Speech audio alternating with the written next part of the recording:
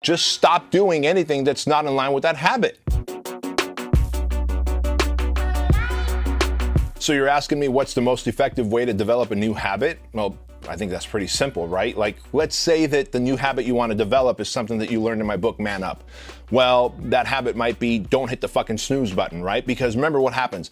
Anytime you hit the snooze button first thing in the morning, you're breaking a promise to yourself. And that promise is something that you set the night before. I promised to wake up at 5 a.m. or 6 a.m., whatever time it was, and dominate my day. Now, by hitting the snooze button, you're telling your subconscious mind that I'm willing to take 10 more minutes of interrupted sleep over getting up and literally leaving my purpose, like going down the rabbit hole of like dominating my path.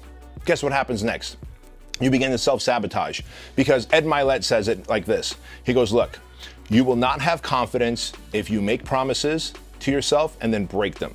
And that's what hitting the snooze button is, or any new habit that you're trying to take on. If you're trying to take on the habit of exercising 3 times a week, Monday, Wednesday, Friday, and then you skip a Wednesday, you've broken a promise to yourself. What does that mean? Well, you now have a habit of being a liar to yourself, which means you're lacking confidence. People with low confidence tend to lie more frequently to themselves, right? So it's a self-perpetuating cycle.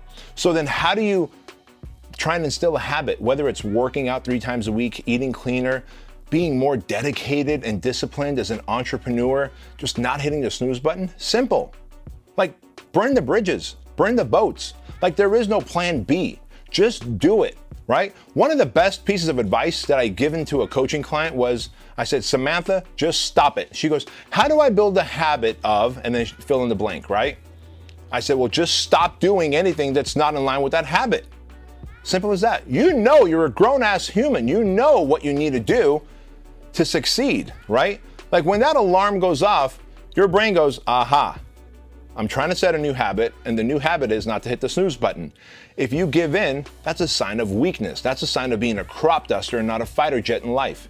And that bleeds into every other part of your life, because how you do anything is how you do everything.